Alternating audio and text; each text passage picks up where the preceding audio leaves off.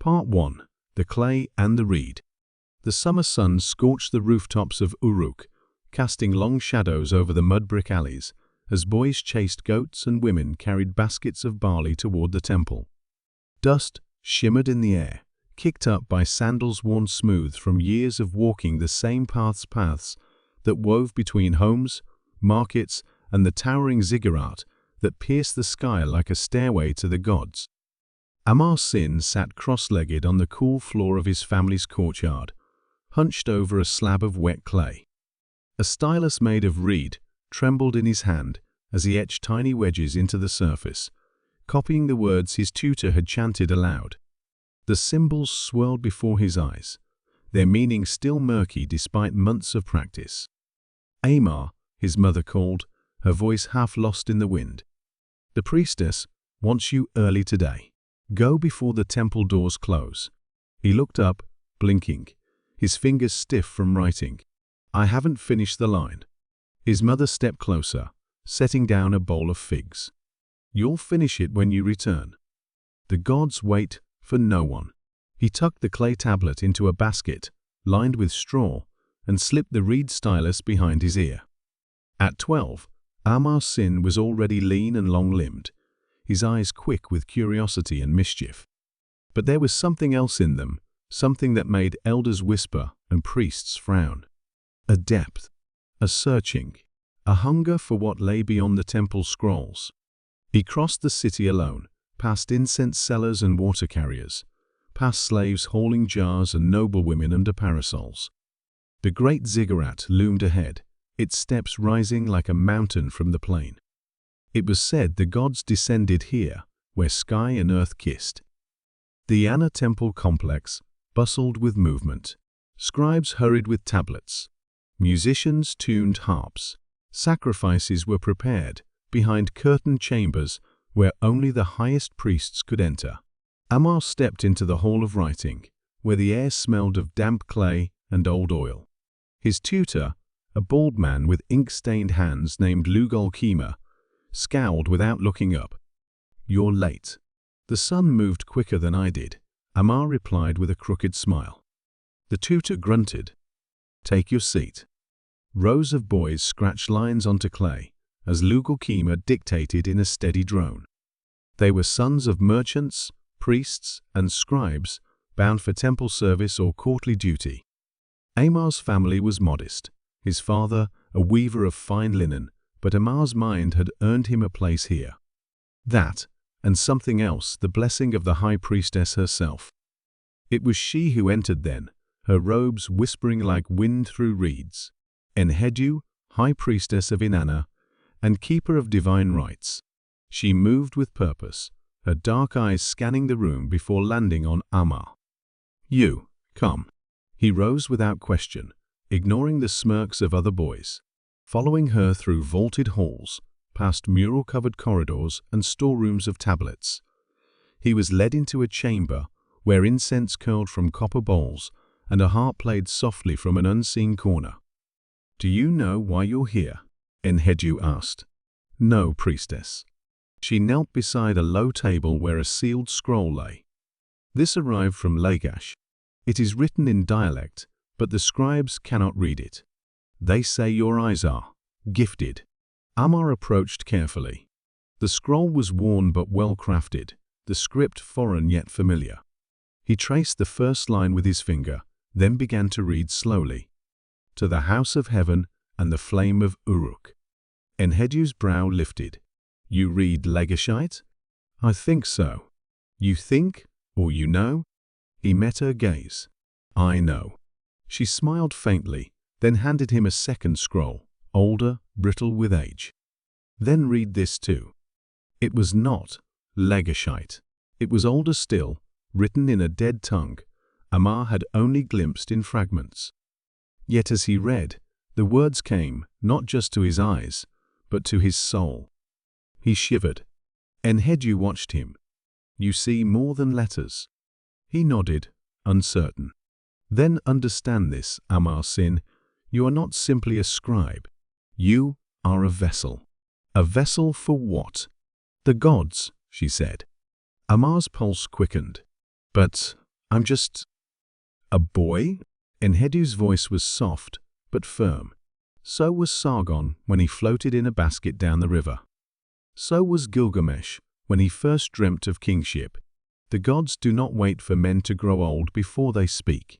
She turned, drawing back a curtain that revealed a clay relief of Inanna, goddess of love, war, and prophecy. Her eyes were made of lapis, her hands extended, palms open, as if offering something unseen. "You've seen things, haven't you?" the priestess asked. "In dreams. Symbols, the flood, the stars." Amar hesitated, then nodded. "Good," Enhedu said. "Then let me show you where all stories begin." She led him deeper into the temple, through chambers not meant for initiates, downward into the older bones of Uruk. Here, the walls were rougher, the air colder. Lamps flickered against carvings, older than any Amar had studied before kings, before writing, when the gods walked openly.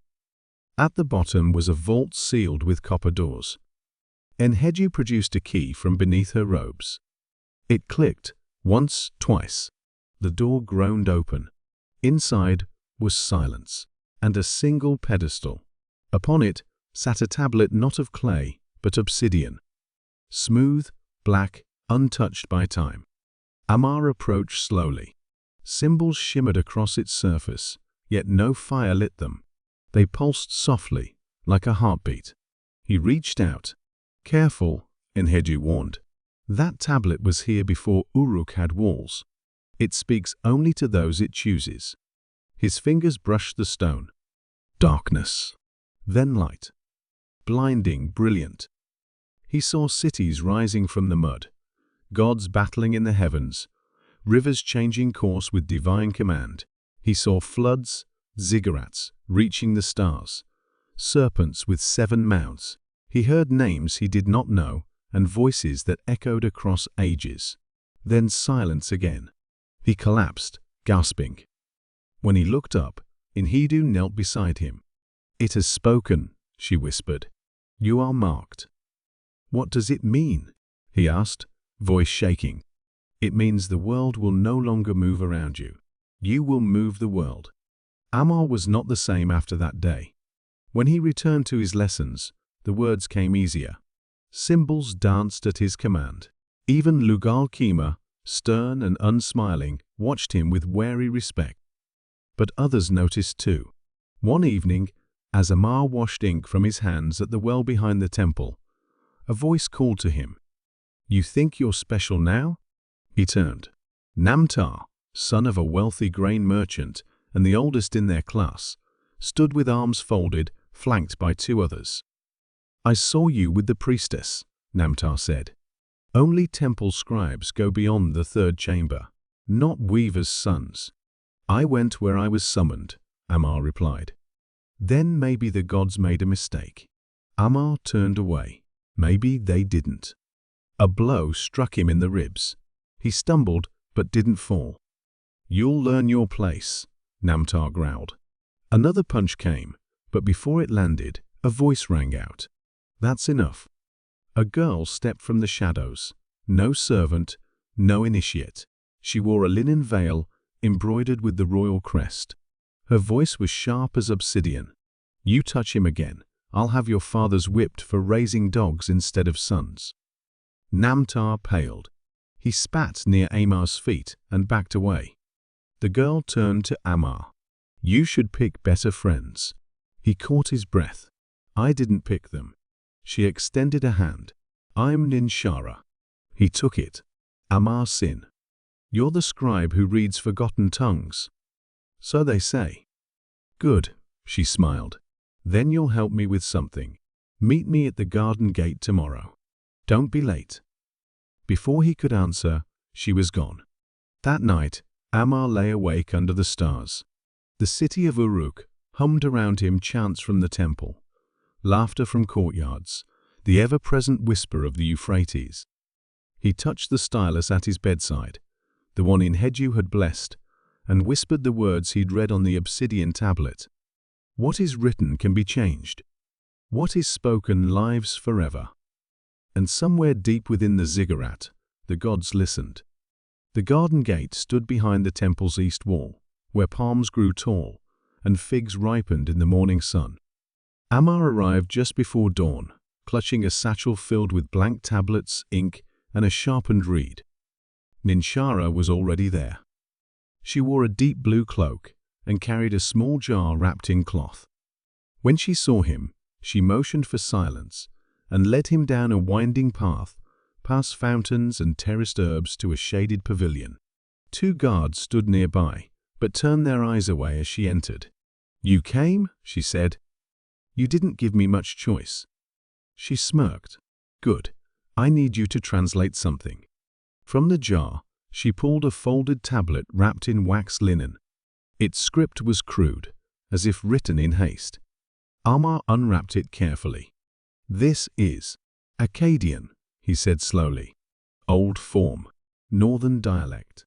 You can read it?" "Most of it." "Where did you get this?" "My uncle sent it. He's stationed at the edge of Akkad's territory. But he's written in code, he always does." Amar's eyes moved across the wedges. "It's a warning. There are strange movements along the river, troop formations, something called a sunship, and mentions of Lagash allying with Akkad." Ninshara's eyes narrowed. "Impossible. Lagash and Akkad are enemies. Then why would this say otherwise?" She took the tablet and stared at it. "If my father sees this, there will be war." Amar hesitated. "Isn't he the king?" She nodded. "And war is exactly what the priesthood wants." There was silence between them for a moment, broken only by the rustle of date palms. "I need your help," she said quietly. "I don't trust anyone else. Will you translate what comes next?" Amar looked at her. In her eyes was no arrogance now, only fear and fire. "I will." She exhaled. "Then come back tomorrow." In the weeks that followed, Amar-Sin lived a double life. By day, he attended temple training, studying law codes and epic poems. By night, he translated the secret messages of a royal spy, one scroll at a time. The documents hinted at growing unrest, a silent alliance forming beyond the mountains, and a mysterious force moving upriver under the symbol of the sun. One evening, while poring over a tablet in the library's secluded alcove, he heard Enhedu's voice behind him. "You are walking a thin wall, child." He didn't look up. "I'm only translating. You're doing more than that." She approached, her robe brushing stone. "The gods do not favor those who meddle in the plans of kings." "Then why give me the gift of seeing?" he asked, more bitterly than he meant to. Enhedu was quiet for a long time. "Because sometimes," she said, "even the gods must be warned." Amar's final test came on the morning of the spring festival, when the king would offer barley and incense to Inanna atop the ziggurat. The city was alive with color streets, swept clean, braziers lit, children painted with ochre and lapis. Priests sang, merchants cheered, but Amar's mind was elsewhere. Ninshara had given him a final tablet, one that could not be read in open light. It contained a prophecy, not from Akkad, but from the temple of Enlil in Nippur. A convergence of stars, a city drowned in fire, a name scrawled across the heavens, Amar-Sin. His hands trembled as he read it. Was it fate or manipulation? Before he could make sense of it, shouts rose from the square. People screamed. Guards ran. He ran to the outer wall and saw smoke on the horizon. Not fire from within, fire from beyond. A foreign army, dressed in iron and sun-dyed cloaks, marched across the plain. And at their front, a sigil Amar recognized from the tablet, the mark of Akkad.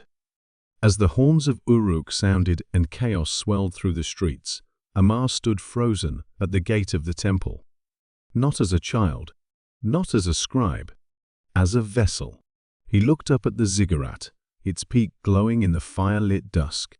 His voice was steady when he whispered, "What is written can be changed. What is spoken lives forever." And so, he spoke.